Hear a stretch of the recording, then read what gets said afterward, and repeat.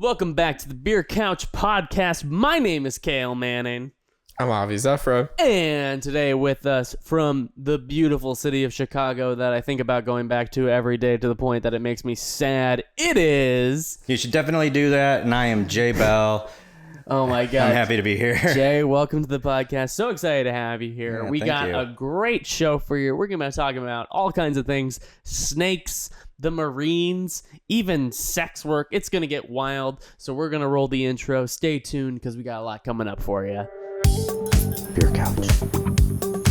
Jay, how are you doing? I'm doing well, Cale. How are you? I am, we're doing good. For the audio listeners, you already cannot see Yumi is on the set having a good old time. She's sniffing around. Being super sweet. Adorable. Super cute. America's cat. Yeah. Yumi is America's cat, even though she's from Peru natively.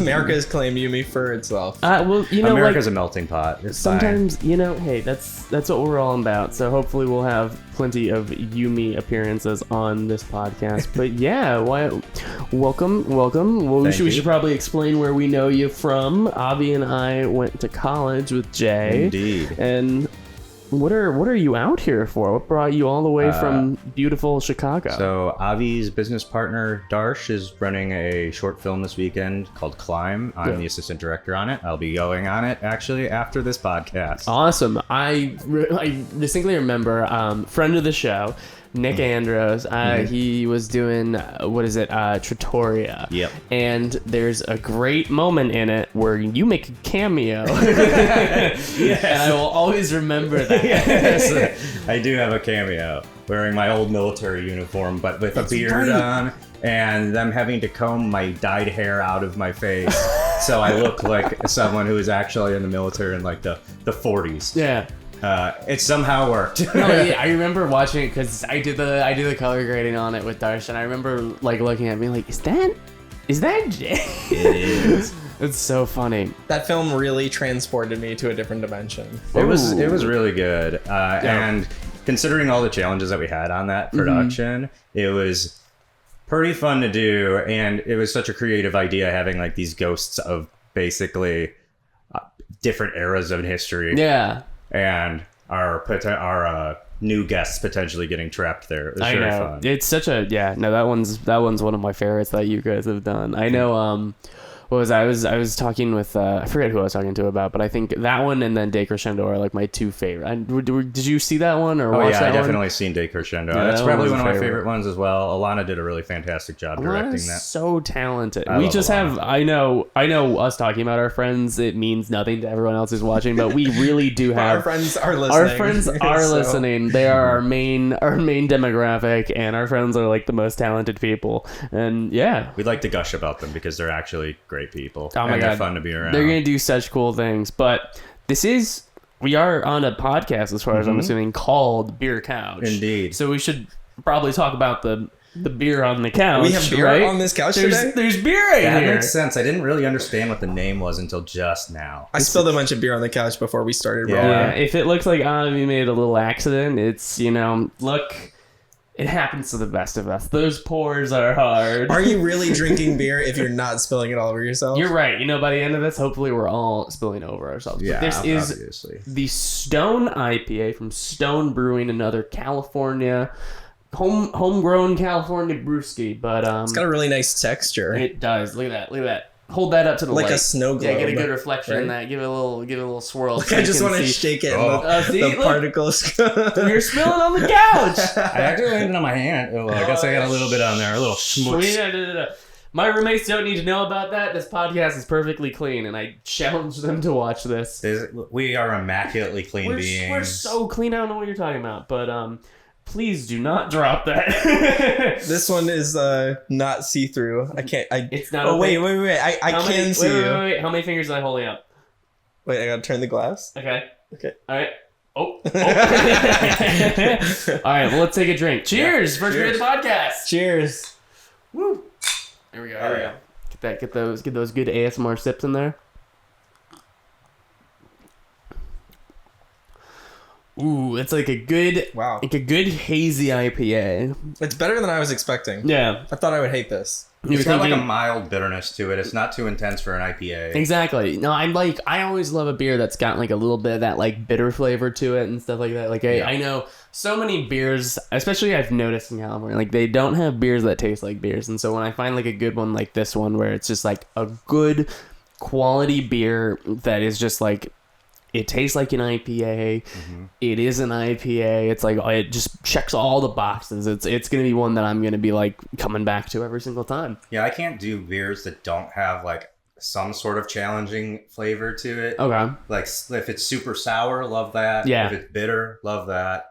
Or even if it has like that kind of licorice taste, love that. Oh yeah. I don't know. Like the sweet stuff's always what I end up like staying away from. Yeah. Avi's picked out some sweeter. Love the sweet stuff. Avi is our sweet boy. He's our sweet little boy of the podcast. Oh god, now I'm spilling again. Oh no. Oh jeez. But these guys were founded back in 1996, and they have been around California all since then. They even have some. I don't know if it's still technically Stone Brewing over in Berlin, but they had like a headquarters out there. It might have been bought by another company, if I'm mistaken, if I read the Wikipedia right. But either way, they are all around. They're one of the biggest craft breweries in the U.S. And I mean, this is just so good. Like, it is pretty good. I can't get enough of it. But we've been doing this the past few episodes, and I wanna keep the trend going. So I'll start with our special guest. Yeah. Jay, what would you give this out of 10 couches? 10 couches. Yeah. Let's give them one more. The 10 couch taste is what we call her. Let's see. I think I'm going to give it like close to an 8. I like it. I think Close I'm going to to go an with 8. All right. I would drink it several times. Respectable. Yeah. I drink a 6-pack of it easily. No Ow, problem. absolutely. Yeah. It's a good thing, hard day of work, and you just need that little oomph at the end of it, right? Definitely. But this is starting my day at work, so. Yeah. Jay's going straight to set after this. So we'll see how that goes. This is a nap aid. This is, you're going to get that power nap right before you have to go on for like a really long overnight. So, 10 hours. Oh my 9 God. p.m. to 7 a.m. We just love overnight shoots. We're going to make sure we get you some like pizza and some like some good, we'll get you all sobered up before the end of it. But, I think I'm right with you on that one. 8 is maybe even like an 8.5. This is like just a good IPA. I agree. I think it's nice. Avi, how many couches would you give this one? 3 couches? This is a 3 couch No! one for me. I really don't like IPAs. And I also, this is so bitter. Yeah. And like, it's really punchy. I love on how, like, I like the different palettes that were, like, you and I are like, oh, it's like, it's got like a little bitter. And I was like, I can't feel my face. Like it's drinking battery acid for Avi. And for us, it's like much. drinking. Exactly. I think I like the pickle beer. It's like a bright sunny day, right? Yeah. But, like it'll wake you up. That's good. I love it. Well, let's hop into the beer. Hop into it. Let's hop into it. Holy shit! I meant to make that pun. That was planned. All right, that was planned. But no, whatchamacallit, Jay, you are one of those people that it's like every single time I talk to you, I feel like I learn a new story about you. You have just so many like fun, crazy things that you've done in life, and the tale that is Jay is just such a cool one. I have done a lot of weird kind of niche things throughout my life that a lot of other people haven't done, and a lot of just dumb shit too in general. And yeah, but what do you want to know? Let's see. So obviously you've been saying you've done like a lot of like weird things. What would you say has been like the weirdest like work or like just life experience that you've had? Sure, weirdest life experience I had. I think like kind of like the weirdest would be in like high school, where I would imitate like all the Jackass videos from back in the day. Oh my God. And we would do like all the sicko shit, like eat worms and like do any of that, or like create nasty cocktails and drink those. Ugh. Let's see. While I was in North Carolina, I made a cocktail called, what was it? Like an avalanche bomb or something. Okay. And the base liquor in it is Everclear. Ugh. And so like you literally like you take a pitcher full of beer, and then you stack 2 glasses in it, like a Collins glass and then like a rocks tumbler, and then in each of those you stack 2 shot glasses, and basically you take in the Collins glass, you drop a bomb into those, mix those with whichever liquor it is, and then you take the Collins glass, take that, and so then the rocks glass falls into the pitcher with the other 2 shots that are in that, and then there's Everclear somewhere in that, and then you chug the whole pitcher. So you're like doing this? You're trying to kill people with this, right? Yeah. So I had a buddy over, one of my fellow Marines, Kevin. Yeah. And Kevin West. He's a really great guy. But he was having a hard time, so he just wanted to get fucked up. Yeah. And so I was like, I got something for you. The avalanche bomb or whatever it's called. And it's literally like a 1 drink, you're done for the night.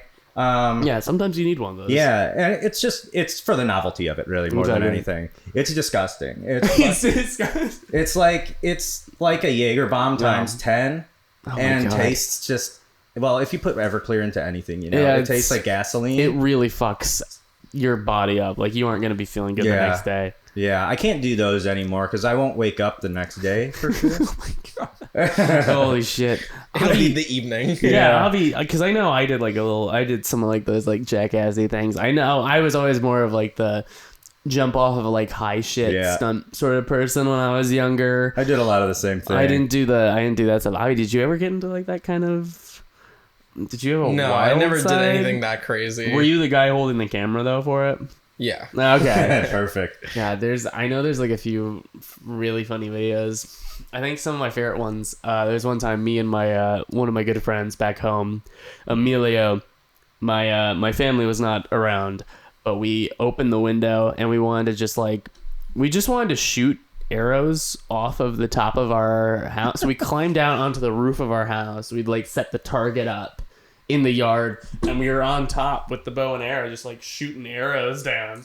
And no one said anything. Just a kid walks by. I know. It's like, God, you got me in the leg. The stray squirrel comes by. Oh my god. We never killed anything. We weren't like little serial killers, but we were running around, jumping around. There's like videos of me like falling out of trees. I know there's like one of me. I think there's like a little staircase at a high school, and I was in one of those like rolly trash can bins, and someone rolled it down the stairs. Yeah, that hurt. That probably hurt. Yeah, that was a bruiser for sure. I think the worst one I ever did was we had a trampoline in one of my friend's backyards without a net on it, and I had them like do that double jump where it launches you into the air. Oh yeah, and I had them do it and launch me off of it. And so, like, I took, like, a 10 to 15-foot bump on the ground at, like, 16 years old. Yeah. I think my whole side was, like, black and blue for, like, a month. God. And I don't know why I decided that was a good idea, but it seemed really funny. Everyone else laughed. I did not. You're like, this is not funny anymore, guys. I think we have a video somewhere of me just laying on the ground stagnant for, like, 2 minutes. Just not being able to breathe. That's one of the things I fear is like knowing all of the like footage from just like dumb shit we were doing back in the day. Just waiting to get canceled. Oh, I know. It's going to come out. It's not even canceled. There's just like, look at this fucking idiot. Yeah. Look at how stupid you were. And then we can look back and go, we didn't change at all. Yeah, we're still just as stupid. We are just as dumb. This is just an dumber. evolution of that. Yeah. We kind of like, we didn't like grow out of it. We just kind of like accepted that that's who we were always going to be. And then it really just blended into our personalities. And now it's just us. Now we're just doing that. I mean, you mentioned you were military as well. Yeah. So. Yeah, I did 5 years in the Marine Corps. I signed up when I was 17, went to boot camp 18 in 2010, and then I got out in 2015. I was in intelligence. Didn't really talk too much about what the job was, but of course. Like I lived in Japan for 2 years. Got it. And on my deployments, visited just about every country in Asia, and then also was with a special purpose unit in Spain for a little bit. Cool. Yeah, and it was overall a good time. I think like the things I'm most proud of with it is like the humanitarian aid aspect of the things we did. Yeah, like I built a school in the Philippines. Fantastic. Yeah, there was flooding in Thailand. Brought them like food, water, bandages, all of that, and got people out of like the the flooded areas and try to help them out. Yeah, that's incredible. There's other like more depressing stories, of course, but we're not going to get into that. Yeah, stuff. we don't need the sad stuff. This is all This is positive. Positive vibes. This is positive drinking. We'll get into therapy couch. That's going to be coming soon. That's a spin-off of this. Therapy couch, trauma couch.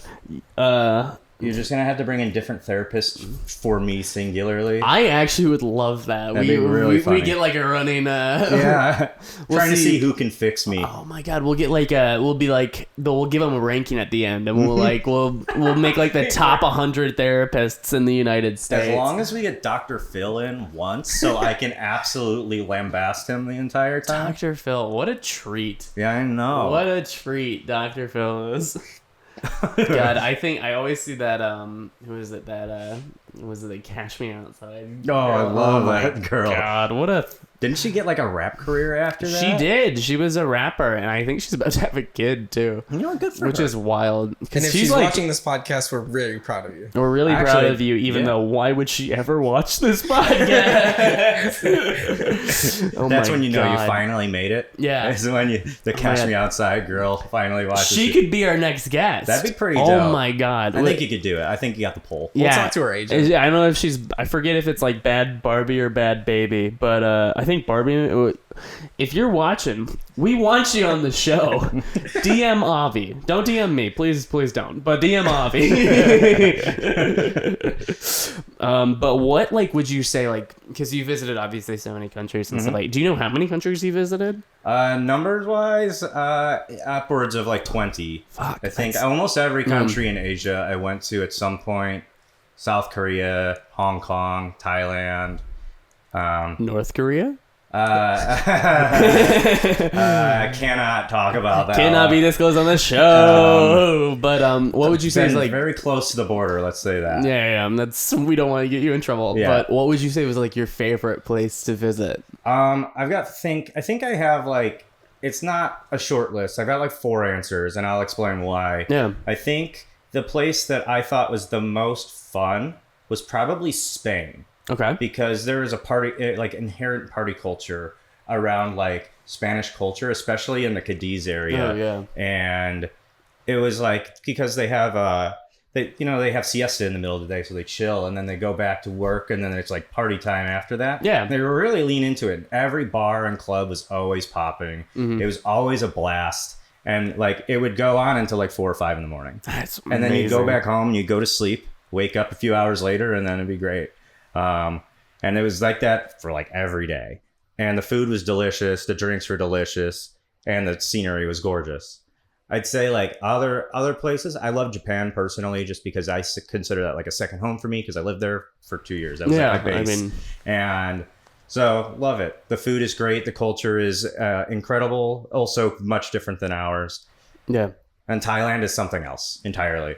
Really? Yeah. Like Hangover 2 is in Thailand, I think, or 3 is in Thailand, whatever. Yeah. It's just an absolute trip. There's like so much inappropriate things going on. Everything is so cheap. Food is delicious. We went to a place called Pattaya Beach. So if the people who are listening who know what that is, it is like a tourist trap for a lot of Russians and a lot of Americans. Perfect. And it is like a prostitution central. Oh my gosh. And there's a place called Walking Street.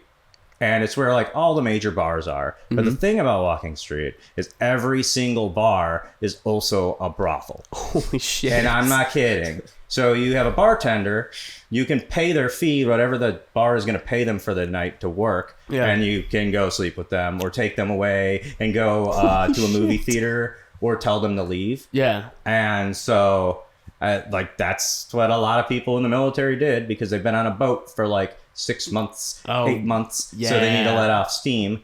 I was just getting more frustrated because I was married at the time. And like, so they're like trying to get me to commit to those fees. And I'm like, no. And eventually I was like, fine, I'll pay for it. Yeah. Go home. I was like, I don't want. Go home.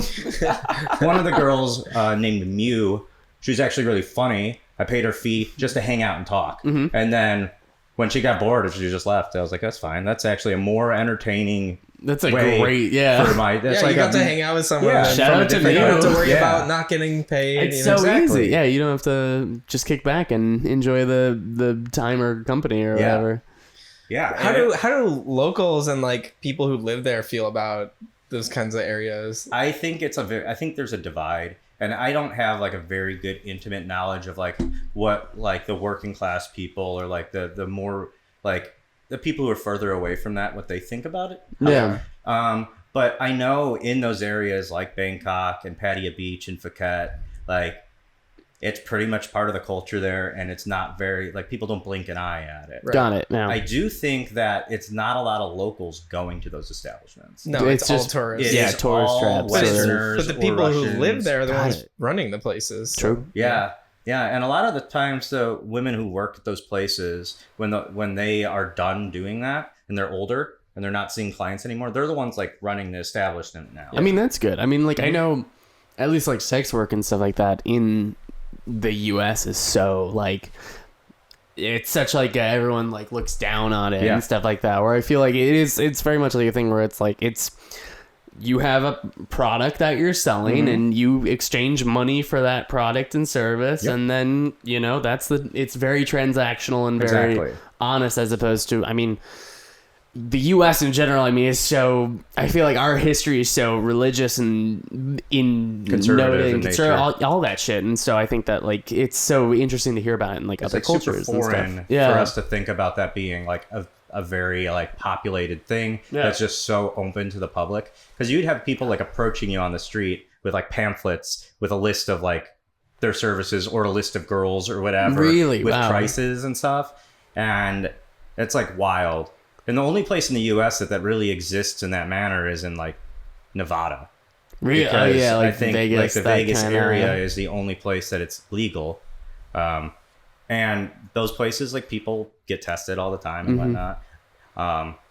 And like I see people on TikTok who are like sex workers in those places, and they seem to really enjoy their job, and they make a shitload of money because they're getting like high end clients or whatever. Yeah, good for I them. think like the perception is that like people only choose sex work because they have no other options and not because it's something that someone actually likes to do. Right. Which is, just completely the wrong way to think about it, because, people choose careers and activities for all kinds of reasons. Sex work is real work. It is. Goddamn right. Spirit Yeah. Couch supports with sex workers. We're a sex positive podcast. Yeah, definitely. Especially since like my wife works at a sex store. That's true. Shannon works at a sex I store. want when did your wife start working at a I know sex we need to shop? get into that, but we also need to Is it time for another down beer? these brewskis. Okay, all right. So let's down these, and then I think Jay has brought something I've got a nice really fucking cool.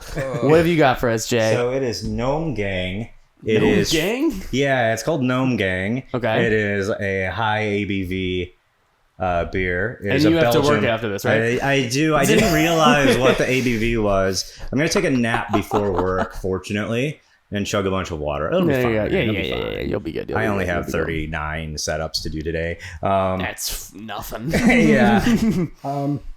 So it's from a brewery, Ohm Brewery in Copperton, New York. Oh, cool. They were formed in 96, like yours. Nice. They were the Good first. Yeah, apparently. And they were the first farm and brewery open in 100 years at the time. Wow, really? Yeah. And so they grow all their own hops and barley and all that stuff. Holy shit, that's and so they cool. have since then. You can actually travel to their brewery in Copperton, New York, and they have like a brewery and a restaurant and like a couple like tours and stuff you can do. And I think that's kind of interesting. And you get to test all their different beers that they have, and they have a huge variety. Yeah. I think the thing that I think is most interesting about them that I just saw when I was just researching them when I got this beer was in 2019 they were doing the collaboration beers with Game of Thrones, which is just spectacular. Yeah. And I think I had some of the wine that was collaborated with Game of Thrones, but I don't think I had the beer. Was it good? The wine was pretty good. Some of it was like basic, like acidic, acrid beer, like bottom shelf, like not beer, but bottom shelf wine. Oh, okay. And it just wasn't good. But some of it was actually really nice. Got it. I think they did a collab with like a whiskey brand too. Ooh, and okay. I would love to try that because That'd be I'm a really huge good. whiskey fan. Okay. Well, let's cheers. To the Gnome gnome Gang. beer. Gnome Cheers Gang. to the gnomes. To our favorite and my favorite gnome.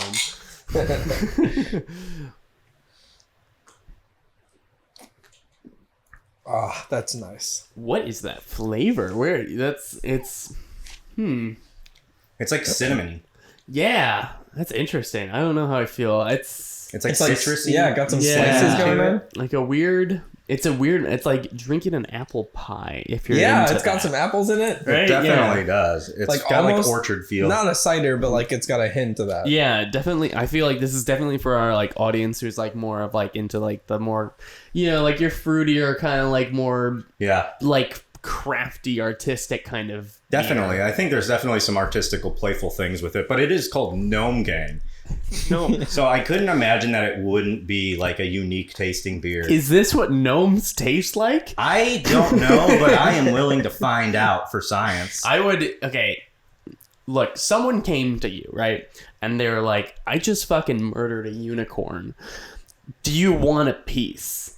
Yeah. Are you gonna like cook that shit up and like just see how it tastes?" Yeah. It wouldn't be. Absolutely, It probably right? wouldn't be the weirdest Oh, thing it'd be I've so tasted. good. Probably wouldn't be the weirdest thing I've eaten. What mythical creature would you want to eat the most? Oh, You great can't pick question. gnomes. Dragon. You need a dragon would be Yeah, you gotta interesting try for dragon. sure. I've had alligator, so it might be similar to Oh, that. gator's fucking good. Maybe like a minotaur, because it'd be like beef or steak, Oh, but they're yeah. like lean and jacked, so you'd like make Yeah. like a stew out of them. Ooh, Fuck. I feel yes. like was it scimitar is the which one's that one? That's like the a centaur, Yeah, like the half horse, half the half man. horse one. I feel like that one would be like really good but really gamey. Do you think that would be cannibalistic because they're half human? Just cut off the human part. No comment. You just cut around that bit. You You know- don't have to, it's like white meat and dark meat. What is We cannibalism talked about between cannibalism friends? on the podcast. Yeah, didn't you we? know, I feel like we have. We totally have. Yeah, you would eat human. We're right? so and a fucking I- heartbeat. Would you? No, I No? don't think so. I think I draw my line at human because you can get like brain prions and die. Oh, that's fucked up. The what? So it's like a protein that's in your brain and it folds it and you have a protein development issue and you can get all sorts of crazy diseases like mad cow disease. From eating people? Yeah. And then there's also things that there's like a sleep disorder you can get where a prion disease. It's called guilt. Yeah, it's called guilt. No, but it makes it so you cannot sleep ever again. Wow. And people will get a unbeatable insomnia and they will not be able to sleep until they die. That sounds fun. It's like a week or like 14 days of being not able to sleep. You go God. slowly insane and then you just die. That is awful. Jesus. And it's like happened to like 1% of humanity ever. Okay, well, this is one. Yeah. The rest of us would be So like, I guess right? Yeah. eating human meat, the risks versus the rewards, I don't know. But, then I think I'm not going to do it. but like, though. what a thing to be able to say that you've done at a party. Yeah. What a party trick. It's a great conversation starter. I guess at my little eating random thing party trick, Yeah. I ate a snake. Ah, God. Yeah, no. so I did a little thing called like Jungle Warfare Training Center, and they teach you how to like survive. Just a little thing. Yeah, they teach you how to survive in the jungle. And one of the things they taught us when we were out in Thailand for part of that training Yeah. was they taught us how to eat a snake. So they had a bunch of snakes. They showed us how to catch them, kill them, and eat them. Holy shit. Raw. Okay. So let's see. So, I mean, how I'm imagining from Yes. watching the internet and Please help. some Bear Grylls, what I'm imagining is that, first of all, you take the head off, Mhm. and then you basically grab it and you like that, like taking a sock off, basically. But Remarkably it's similar, yeah. okay. Remarkably similar. So yeah, you take the head off, obviously, so it's dead. The first thing they had us do is drink the blood out of it. You okay? Yeah, it So was. you're a vampire now. At this Yeah, point. basically, that was vile. I will Holy admit. shit. I wish I had the picture still What is because I would a- have you superimpose it in because it was like Although, I looked like yeah, a of vampire. course. What does snake blood taste like? A lot like if you've ever had like your own blood, if you've ever hurt yourself and Yeah. you've done Yeah, that. that kind of like irony. Yeah, it tastes like irony, but it's like super bitter. Got it. Okay. But it really just tastes like blood, like any like animal blood. It's just irony and bitter.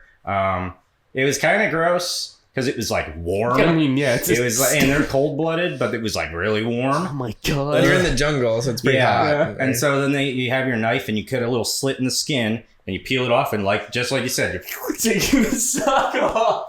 and so they had us eat some of it raw. my God. And then you just skewer it onto a stick and roast it. And the thing is that I really didn't like about it, that really grossed me out, is they didn't have us take like an intestines out or anything. Really? Oh, so God. like I don't like whatever that thing ate.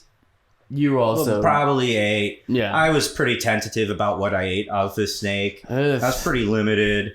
I decided to like cash in on the MRE instead of the snake later. So that was probably the grossest thing I've ever eaten in my life. Or maybe just the most wild thing. The cooked snake was actually fine. Really? Okay. Yeah. Is there like any meats that you kind of compare it to? Or is it like a one of a kind? Frog legs, maybe, which I would say is like kind of chickeny. Yeah, it's like a lean whiter meat. Like I wouldn't. It's not like turkey. I guess it's like closer to chicken, but it's still like gamier. Yeah, because there's no fat on a snake at all. It's so lean. It's just yeah, like basically a big fucking long muscle, right? Exactly. Yeah. You know what makes me feel really bad about it is before I joined the military in like 2009. I got a ball python named Paul, who still is alive, and he's in my house still. He's like a little 5 foot, super skinny ball python, and so I ate that snake. You were thinking about Paul. I was like, I'm just eating my own snake, and I was like, I'm never gonna do that. Oh my God, I don't know how you do it. Snakes, they give me the fucking heebie-jeebies. Like I can't. Like you need to get some exposure therapy with a ball python. They're the puppy dogs of the snake, reptile. I don't think I need that. I think I'm good. They're really friendly. Your snake is really friendly. He recognizes me. I walk in the room and he'll come out of his hide and like he just does this like little thing where he pops his head up and like looks at me and like follows me around. He's probably looking for food.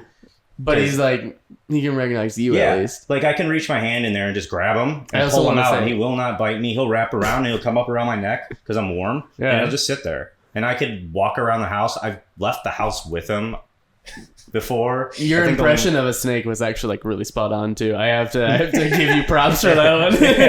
I really like the ball python. Yeah. I wouldn't like recommend any other snakes for anyone who doesn't like have a lot of husbandry experience with reptiles. God, yeah. I have an aunt of mine who I know she had like a big fucking snake and like a boa or something. I think it was something like that. Yeah, and it like got out of its cage at one point. And it's just like, oh God. I mean, I know like what I know from it is like as long as you give them food, they're good. Yep. Because they're chill. But if like you don't feed them on accident and they smell you will smell like that food and they're gonna fucking... They can get aggressive. And like the thing about like a lot of people don't think reptiles have the capability of like recognizing their owners, but they hunt by scent and heat. So they can smell you better than any other creature can smell you. They know exactly they know the creature who you are. that you are. Yeah. And out of all the years I've owned my snake, Paul, named after Paul Gray from Slipknot, after he passed away. Good reference. I got him like literally like a month later, 2 months later. Holy shit. So it was all a dedication to Paul Gray. Oh, but R.I.P. In all of my years of having him, only one person's ever been bitten by him, and it was Shannon, my wife. And that's because she dropped his food into the tank with the tongs and went in to grab them as he lunged. That'll do it. And it was like just like the littlest prick of blood. Yeah. And it was like, he's such a sweet little guy. There are bigger snakes though, like that you're talking about. If they're hungry, they might try something. They're not gonna be able. They probably will not be able to kill you. Yeah, I mean that's the thing. Hurt you. I don't know what it is. I think they just freak me. Like that's just something about it. Like it's like all the like I can feel it, like the prickles on the back of my neck. Like even like thinking about it right now, I'm like, oh fuck. How are you with like other reptiles? Like I'm totally fine. Lizards I love. Like I love going. Like I go to the zoo more than I care to admit. And I like look at like all the monitor lizards I think are so cool. I love like croc skaters, all that stuff. But for some fucking reason, snakes will just like put me on the fucking edge. I don't know why. One of my friends has a bearded dragon. I'll just let him crawl all over. Like a bearded dragon. So they're such assholes though sometimes. They get so fighty. Yeah. They smell so bad. Yeah. A lot of reptiles, they don't know to clean themselves. Oh yeah. So like they'll go bathe in water just because it's comfortable to get out of the heat for a moment. Yeah. And then they make their water just like piss and shit filled. Ew. It's disgusting. So you got to clean it so often. Yeah. Like what I do, I have like a bioactive tank where I have like other critters in there, like bugs, Oh, like really? isopods and copepods and things like that. Like roly-polies are the copepods, basically, and isopods. You're saying words and they're going straight over my head. Do you know what a roly-poly is? Like the little little bug that like they curl up in a ball. Yeah, those they're guys. so cute. They eat like they're ice. What is it? Isopods? they're isopods. They're Okay. they're like literally like dinosaurs, basically. They're one of the oldest creatures on Earth. Oh, like the horseshoe crabs. Yeah, and like all they're that also stuff. a type of isopod. Yeah. And so they eat like detritus, which is like poop and like dead skin or waste. Yeah. And so I have those in the tank and it cleans the tank. So I don't really do that. I don't have to clean the tank because they're doing it for me. So it's like a whole like ecosystem that you've built like within. Oh, that's cool. Yeah, and I set up another tank a few years ago.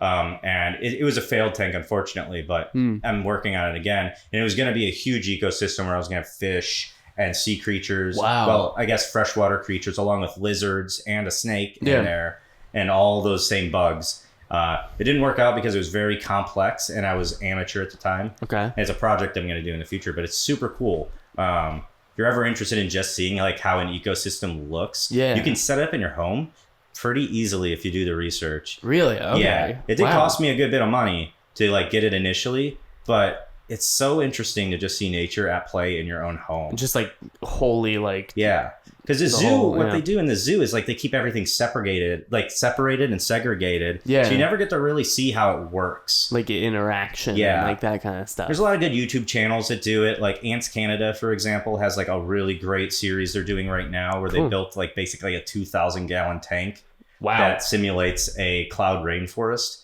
It's so cool. Holy they have shit. they have something like 40 species of animals. Oh my god. Including lizards, like giant spiders, fish, frogs.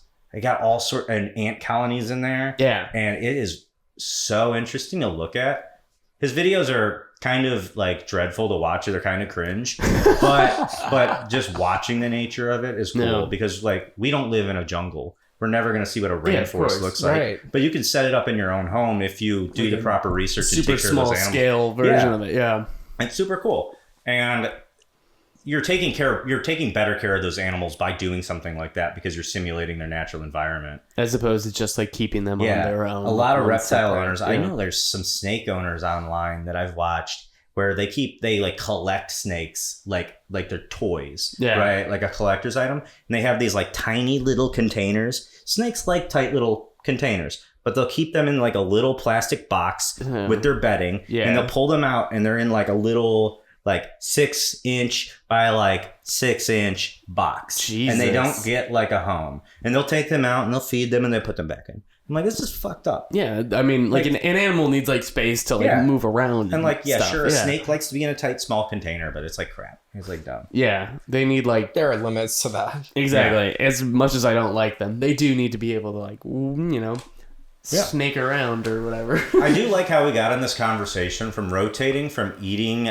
weird things, eating a snake. Yep. You're talking about eating mythical creatures. And eating bugs. Eating them, Before and then we resumed from the break, we were talking about eating bugs. To owning a snake and reptiles and then owning an ecosystem. Yep. So you've never, have you ever eaten any of the food that you've, fed to the snake? Oh, that's a good point. So what I feed the snake before... So he had a hunger strike once where he did not eat for 7 months. Wow. 7 months he did not eat food. So reptiles have an interesting metabolism where it's very, very slow. And they can slow it down if they're not hungry or their environment is not correct. Or like they're stressed for whatever reason. Yeah. So Paul decided he wanted to not eat for 7 months because I was feeding him live mice and rats. And I don't know what it was, but he did not want to hunt them. So what did you have to do? You had to get like the mouse, and then you have to get the hammer, and there was a period of time where I'd take the rat by the tail and smack its head against the glass, and like emotionally, like in my like moral compass, it hurt me. Yeah. So I stopped doing that. Okay. And I went with frozen mice and rats. That I get from a pet store. I order custom online. That's crazy. Yeah. And they're expensive, but it's worth it for like an animal I'm taking care of. I might as if I'm in charge of taking care of an animal, I should give them the best possible thing. Yeah. So I order them and I get a bulk in like the right size rat that's by like gram and for his size and weight. And I thaw them over the course of like an hour in like cool water, like you would any meat that you cook for yourself. It's a rat. Yeah. And then you take a bowl of hot water and you put it in there until it's warm. Yeah. And then it can detect the heat signature. And then I put it on these like special tongs that are really long and I just dance around like I'm a rat, like running around the tank. And like sometimes I try to get the snake to like lunge and get it and try to like dodge. Yeah. Just to make him like get that exercise, sort of right? Yeah. And that enrichment. It's like you are a real animal and you're hunting. It's not that you just but can Paul immediately. didn't want to hunt the live one. No. Yeah, no, he doesn't. I don't know what it is But at for all. some But reason when I that do it was with the like- frozen one, it works, and I can drag him all over the tank. And when he gets it and like clamps down on it, I'll like fight back, and it'll just be. he seems to like it because he like clenches down even more, then he eats it faster. Huh. And it's a really fascinating thing to watch. Maybe I can, before this podcast goes up, I need to feed him when he gets home. When I get home, I can send you a little video. I don't know how like usable that would be if we're putting it on I just want to YouTube. see. Yeah. I would Share love it to with see y'all. it. No, I would love to see it and be freaked out You from can afar. you can like show up to the lunge and then like. We'll cut away. Yeah, but God. it's actually a really interesting thing to watch. I can understand why it's distressing for some people. I mean, the live mice was distressing for me because it's like a live Circle animal. of life, you know. But, yeah. And like, I'm not one for like Murder. killing anything. Yeah. But it is what's going to happen in nature. So Yeah, that's that's something that I need to think about. Just the food chain. It's unfortunate, and I made the commitment to take care of an animal when I was a child. So How long do they normally live for? so a ball python can live anywhere between 10 and 25 years. What a span. Yeah, and right now, Paul, we got him when he was probably 3 months old in July of 2010. So it's 2024. Like almost 15. Wow. Almost 15. Good for him. He was a PetSmart animal, so he's definitely inbred. Yeah. For sure. Absolutely. So the fact that His he's 15, parents are related, Yeah. no question. Yeah, he had a 7-month hunger strike. He is like a foot smaller than he should be, and like 5 pounds smaller than he should be at his weight. Inbred. He's still a healthy snake. Yeah. But he's definitely, you can tell he was stunted. Oh, Jesus. But I mean, he's happy and healthy, so I'm not really upset about it. No I'm problem going to give there. him the best life he can have until Yeah. he passes away. And he's not like, he hasn't lost any cognitive ability from what I can tell. That's Or good. any like physical ability. Yeah. Still active, still tries to escape and get out, but I've got locks Has on the he tank. escaped? You're like, He has escaped. Yeah. He has escaped. where is the weirdest place you found it? Okay, I went to boot camp, right? Yeah. And when I graduated, all of my family came out to California to watch my graduation. Okay. Very cool thing. My wife came out and That's then cool. brought her retired Marine uncle there. It was really Yeah. cool. Really cool experience. But as soon as I graduate and I'm meeting my parents, my mom goes like, oh shit. And I'm like, what? She's like, Paul got out of his tank. Your Aunt Rosemary just said that he's not in it. And she's scared. Oh, no. And so my mom's like, just close the door to Jay's room and put a towel under the door so it can't get out. and we'll get it when Jay's on leave. We'll hopefully find him. So at the time, like, we get taught something in boot camp called Combat Hunter. Yeah. And it's a way to track and like hunt people Okay. or animals. And I it's guess just that helps in this. Yeah. Yeah. And the gist of it is you break, like, we are taught as Americans at least to read left to right. So when we look for something, we look for it left to right. Yeah. You break up your natural response to searching and you look right to left. And so it forces your body to take a little bit of extra time searching for something. I entered my room when I got home a few days after we got told that, and I'm scanning right to left because I just got taught that. Why not try it? Within, like, I think 5 or 6 minutes, I found him, and he was jammed between a bookcase and the wall, slithering up the wall like a damn snake ninja. Holy shit. Like, he was like 5 feet off the ground. Like, it was the wildest thing I've ever seen. And my aunt Rosemary's downstairs. My parents are all downstairs. I was like, oh, I found him already. It's fine. And it's like, I grabbed him. He was fine, didn't care. Put him back in the tank, and we put bricks on top of the tank so he couldn't get out anymore. Yeah, if that'll keep him in, that'll keep him in. And then it turns out there's a product that's $5 that make clamps that lock the tank down. Oh, seriously, big surprise that those exist. So that's what he lives with now, and he can't get out. But he tries every single day. Oh my god. There's some like weird products. I know I had a fish for a little while back in the day, and not at all the same level. I had a fish one time, guys. Jesus. Oh, now I feel bad. Everyone else shut up. No. There's this one. Okay, but we were going on vacation, and there was like no one to take care of the fish.